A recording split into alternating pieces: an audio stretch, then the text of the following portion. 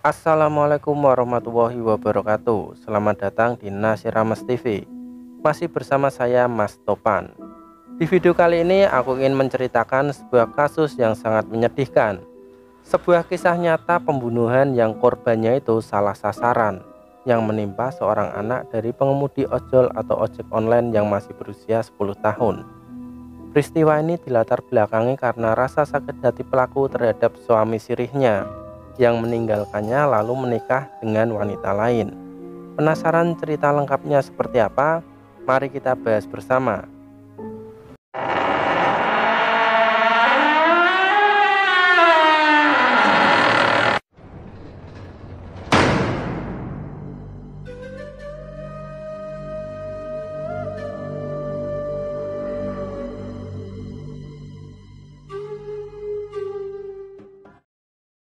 Peristiwa itu terjadi di Yogyakarta, dilatar belakangi motif sakit hati dari seorang wanita yang di PHP-in sama pasangan atau suami sirihnya. Gadis itu bernama Nani Apriliani Nurjaman. Awal kisah ini dimulai saat Nani merantau ke wilayah Bantul, Yogyakarta di tahun 2014. Saat itu Nani masih berumur 15 tahun dan baru lulus dari SMP. Dia nekat pergi meninggalkan kampung halamannya di desa Buniwangi, Kecamatan Palasan, Majalengka, Jawa Barat untuk merantau ke wilayah Bantul, Yogyakarta. Saat itu dia diajak temannya untuk berjualan pakaian di sana. Semenjak itulah Nani banting tulang memenuhi kebutuhan perekonomiannya dan hanya pulang kampung ketika hari raya Idul Fitri saja. Singkat cerita, beberapa tahun bekerja di sana, Nani akhirnya memiliki rumah di Kelurahan Sitimulyo, Kecamatan Piyungan, Yogyakarta. Ketua RT setempat bernama Agus Rianto mengatakan di awal tinggal di wilayah tersebut, Nani langsung datang melapor ke Pak RT.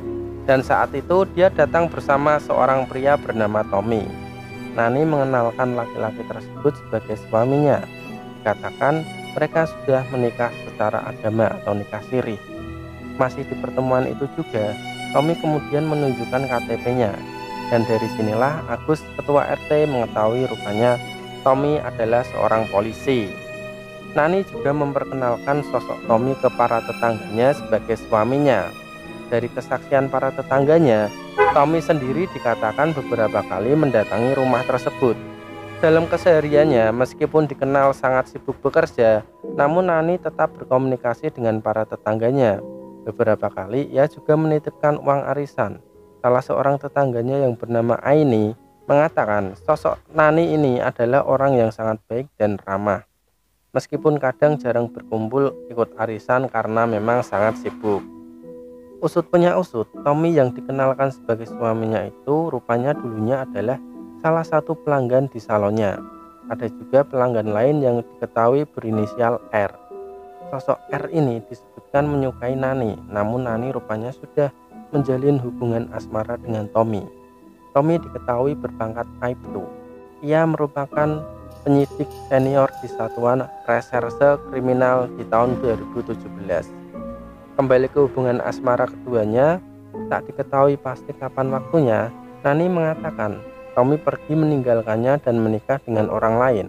Nani yang merasa sakit hati menceritakan masalah itu ke sosok R, orang yang pernah menyukai Nani, sekaligus merupakan salah satu pelanggannya di salon. Sosok R lantas memberikan ide mengerikan untuk meracuni Tommy menggunakan KCL atau lebih dikenal sebagai cyanida, di mana bahan itu banyak dijual secara online. Bahkan sosok R juga memberitahu bagaimana cara untuk mengirim racun tersebut supaya bisa sampai ke tempat Tommy. Jadi bisa dibilang otak dari pembunuhan ini adalah sosok R ini.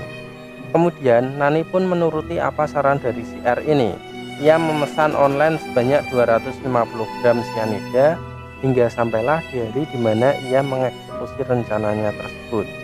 Setelah Nani membeli satu porsi sate, kemudian dia melumurinya dengan racun yang sudah dia pesan secara online tadi. Setelah itu Nani pun mencari seorang tukang ojek untuk mengantarkan pesanannya. Kala itu adalah hari Minggu 25 April 2021, sekitar jam 3 sore, di sekitar Jalan Gayam atau di sebelah barat Stadion Mandala Krida. Nani pun bertemu dengan seorang tukang ojek yang tengah beristirahat yang nampaknya baru selesai melaksanakan sholat asar. Kepada tukang ojek itulah ia menitipkan sate yang sudah dilumuri dengan sianida. Tukang ojek tersebut bernama Bandiman. Karena orderan yang sepi di tengah pandemi, Bandiman pun menerima untuk mengantarkan sate tersebut secara offline karena Nina beralasan tidak mempunyai aplikasi ojek online tersebut. Dari ongkos yang diminta 25.000, Nani memberikan lebih menjadi 30.000. Bandiman pun memacu sepeda motor ke kawasan Kasihan Bantul. Namun sesampai di alamat yang dituju, rumah tersebut sangat sepi. Rupanya Tommy di saat itu tengah berada di luar kota. Lalu Bandiman menelepon Tommy dan ia menyampaikan ada titipan sate dari Pak Hamid di Paku Alam. Namun Tommy mengatakan ia tidak memiliki teman bernama Pak Hamid dari Paku Alam, sehingga ia menolak sate tersebut. Dan Bandiman pun lantas menelepon istri Tommy. Hal yang sama juga disampaikan oleh sang istri. Bahkan Bandiman dipersilahkan jika ingin membawa pulang sate tersebut untuk berbuka puasa. Akhirnya Bandiman memutuskan untuk membawa pulang sate itu untuk dimakan sendiri bersama keluarganya. Diketahui di rumah Bandiman memiliki istri bernama Titik Rini serta 2 orang anak bernama Raihan berumur 17 tahun dan Naba Faiz Prasetya yang baru berusia 10 tahun. Tanpa menaruh kecurigaan apapun, Bandiman memberikan sate itu kepada keluarganya. Dan kebetulan saat itu anak kedua Naba Faiz Prasetya baru pulang dari TPA.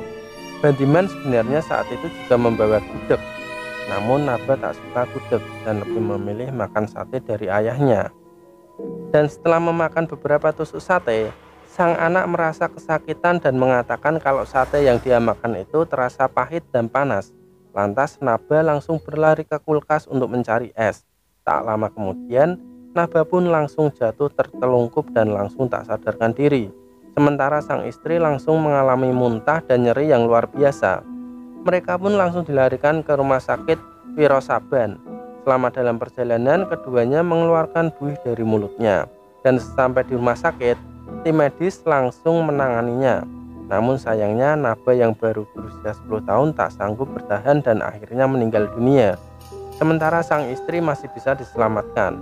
Dokter mengatakan bahwa mereka positif terkena racun sianida.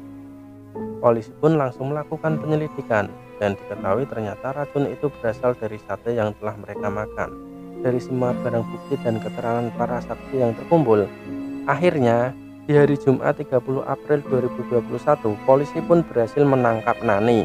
Dari persidangan yang berlangsung, ketahuilah bahwa motif Nani mengirim sate beracun itu adalah karena sakit hati ditinggal nikah oleh Tommy sang kekasih. Padahal mereka sudah menikah siri dan tinggal bersama. Atas perbuatannya itu, Nani terancam dengan hukuman mati atau paling lama adalah 20 tahun penjara. Oke, jadi itulah akhir dari kisah sate maut yang korbannya salah sasaran itu. Jika ada kesalahan dalam video atau informasi yang kurang tepat, silahkan komen di bawah. Terima kasih sudah menonton video ini sampai selesai. Jangan lupa klik tombol subscribe, like, komen, dan share. Ketemu di video aku selanjutnya. See you next time. Wassalamualaikum warahmatullahi wabarakatuh.